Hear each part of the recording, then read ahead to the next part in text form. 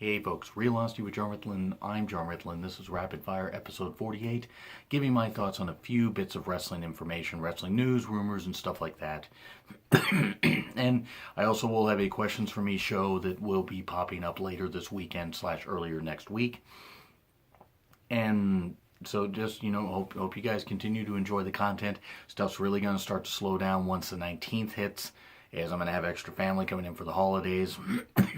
So I'm actually recording some reflection shows and everything now and ahead of time. So I really hope that you guys keep watching, retweet the stuff out. But most importantly, for the upcoming holidays, I really hope you guys enjoy the holidays, whatever you celebrate and everything.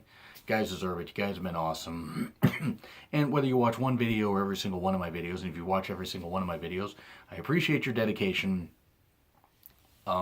And thank you for your continued support. Anyway, so apparently Vince Russo has talked about leaving social media due to ongoing attacks from fans and stuff like that. And he's even said that his family has been targeted, like the target of hatred and stuff like that on, I think it was a Facebook post that he talked about, or various Facebook posts. Now look, I will offer this one pushback. Let's leave the family alone. If his wife and his children haven't done anything to you, sorry, let's leave the family alone. You want to go right at Vince Russo? Go ahead. Now don't tell the guy to kill himself or wish he gets diseases and stuff like that. Because as much as I don't like Vince Russo, I don't think that he's ever wished that on somebody. So hey, whatever. Honest to God's truth though, if Vince Russo wants to leave social media, good. We won't miss him. I mean, sorry. The guy's pretty toxic. I give him 1 week before he's back, and not the Bare Naked Ladies song. It's just really all I have to say. I've done so many anti-Russo rants, so I have anti-Russo in my profile info on Twitter, at least currently. Might always change that. Or I could always change that. But anyway, now we go into some Impact Wrestling news, where apparently Laurel Van Ness it wants to leave Impact, depending on who you talk to. She's the current Knockouts champion after winning a tournament. Okay, I mean a tournament that's already been taped. So sorry guys if you haven't paid attention to the taping, the taping spoilers and everything.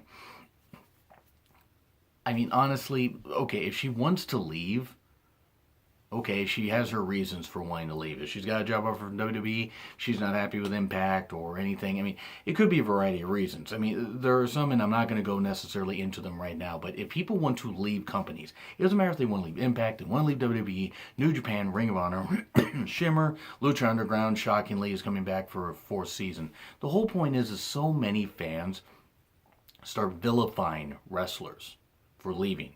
Now, I was upset when Emma left WWE, or at least when WWE got rid of Emma, seemingly.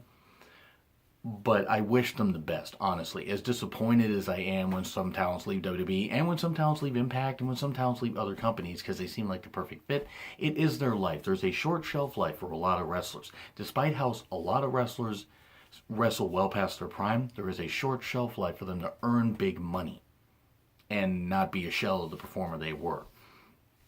If Laurel ends up staying in Impact, good for her. Hope it works out. If she goes to WWE, because I believe she's dating Zack Ryder, at least as of the recording of this video, then good for her. Then she can do well there. Or she can do well in Shimmer. Or she can go to Japan. I don't know. Just let's not attack somebody if that's the case.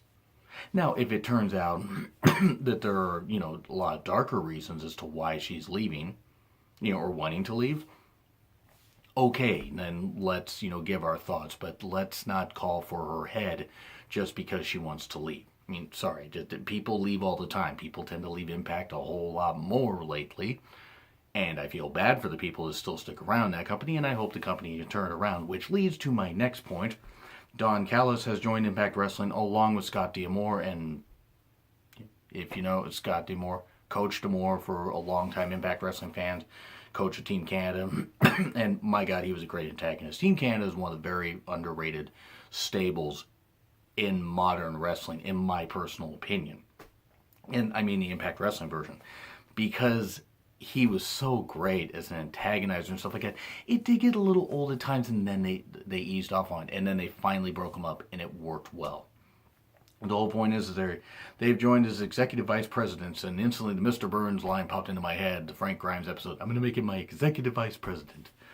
I sounded more like Stewie there. Anyway, they'll form a 3-member executive committee, and I wrote this stuff down, by the way, that's why I'm reading it, with overall responsibilities for developing the creative direction of the company and manage the execution of the company's business plan. I want to say this much. Impact is hoping to be, obviously from the way they're planning stuff and everything with the Global Wrestling Network app, and with the way they're cutting some bigger contracts and stuff like that, trying to find talents, maybe local Canadian talents that want to be part of the company. There's nothing wrong with them wanting to be based out of Canada if they can succeed. I hope they can succeed. I hope that they don't do huge blocks of tapings and can maybe do a lot more touring and everything, because Canada can be a really good hotbed for wrestling, and they could do it for a good few years until they build up a good base and then go along cities along the border, the Canadian-U.S. border and everything, and maybe get to where they're getting back into the U.S. a little bit, those kind of markets. Maybe even bring some shows to Washington State. I know that that's probably pretty far away, but Washington State would support you. I mean, we don't get WWE very often, so Impact would, we would be all happy to have you guys, make some appearances here too in 2018, 2019, whatever works for you. I hope that Don Callis can do well. It just don't bring the Truth Commission. Sorry, a little, shot there for that horrible stable. But Don Callis has a great wrestling mind. So has Scott D'Amore. Scott has run his own wrestling promotion. I forget the exact name of it. I believe a couple friends of mine, especially one in Canada, Andre, will be able to tell me what it is. I know the Raven lost the NWA title to Jeff Jarrett in 2005 at that particular promotion, if I recall correctly. But I wish Impact nothing but the best as far as what they're planning to do. If Don Callis can lend a lot of great credibility and a lot of great knowledge, then fantastic. Him and Lance Storm host a pretty good show, and pretty good podcast and everything. So I'm all for that. And hey, maybe have Lance Storm have an appearance or two. I mean, I know that Lance is getting up there a little bit in age, but he's still got to be a really quality performer. So why not give it a shot? But anyway, it's just my take, just my personal take. I wish nothing but the best for Impact Wrestling. Any jokes that I have made on Twitter or this kind of stuff, I make the same jokes about WWE. It's all about having fun or whatever, but I wish this company nothing but the best. If they can do well, fantastic news. Now we move on to WWE news, where apparently Vince loves the Woken gimmick, and that is wonderful. Wonderful! That is great, actually. It really is.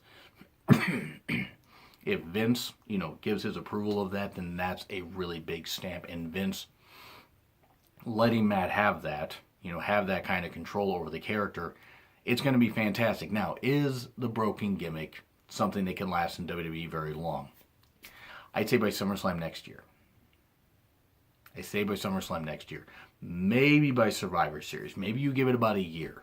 But it was starting to flame out in Impact Wrestling also. Even though it was a really overact, they had gone so damn high that where else could they really go with it? So will it be a little dialed down to WWE? Yes. But Vince liking it and appreciating Matt's dedication to it speaks volumes, and hopefully it can be loved and beloved by a lot of WWE fans and can bring some casual fans back.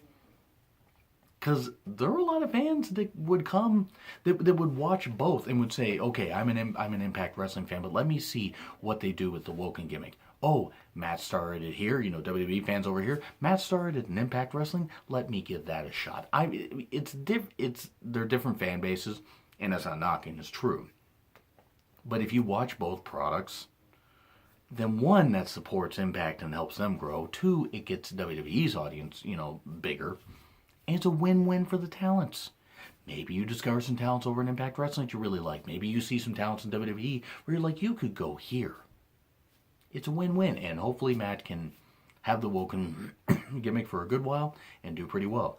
Now, apparently RVD says he can't return to WWE due to a concussion that affected his eye.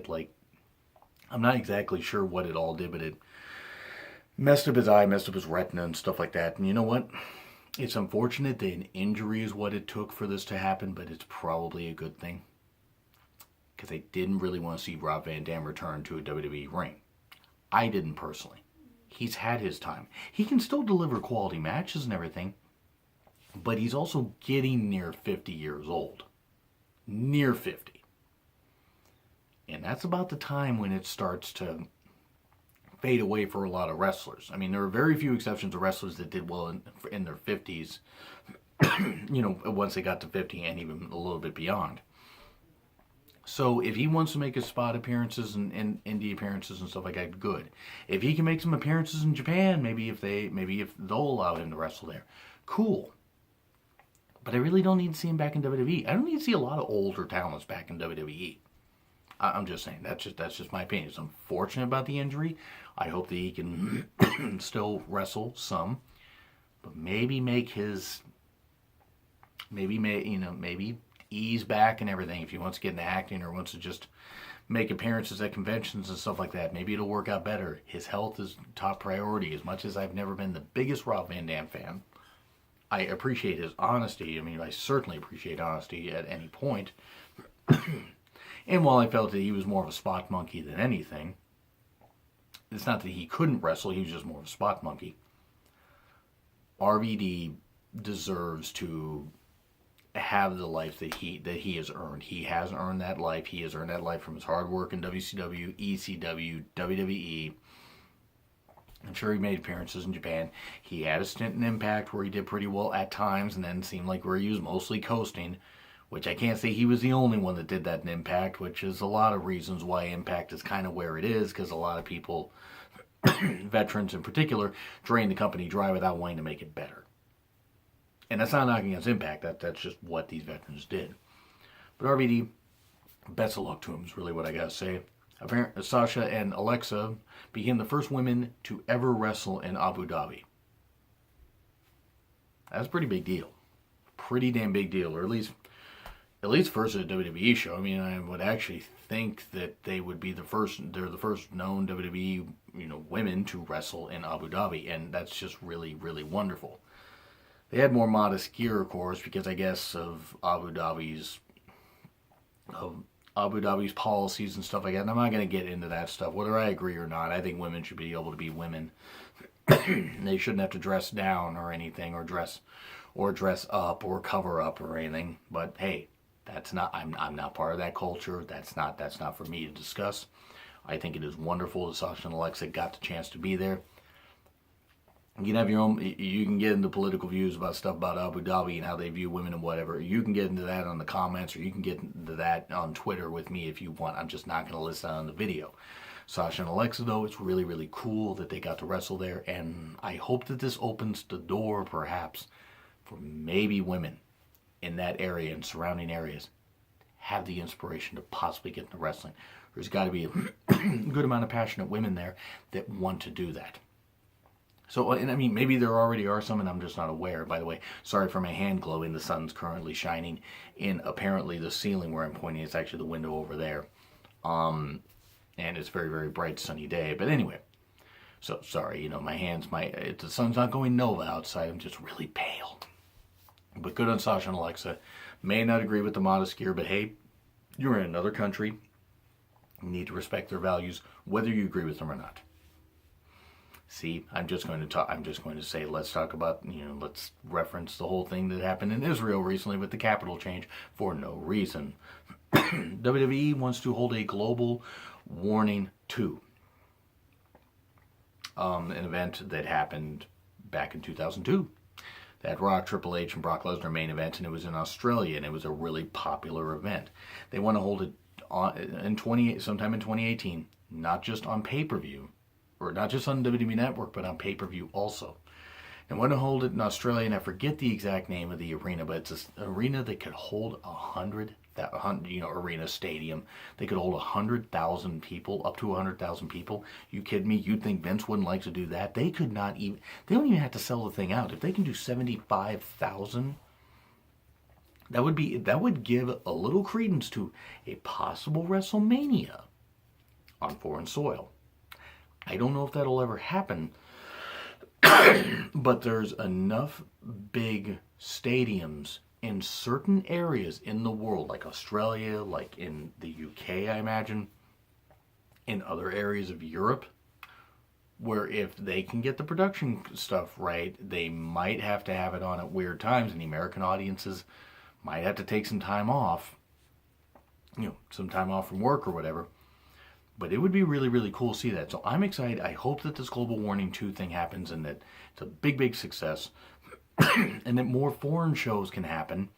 Because honestly, they're kind of burning out the American audience. There's a big demand for wrestling overseas. Even as WWE does kind of oversaturate the market with all the product, they figure, other companies will just keep throwing out more programming even if it's not as good a quality. But anyway, those are my thoughts on those various little topics here in rapid fire. So I really appreciate, sorry for stumbling over the ending there. I really appreciate all the support. Let me know if there are topics you want me to talk about that are like recent topics and stuff like that. Or if you have questions, you can tweet me questions below also. Or post questions below. Or you can tweet me. My Twitter handles in the description. But anyway, like, share, subscribe also. It's been Real Honesty with Charm with Lynn. I'm Charm with Lynn, and I will see you soon.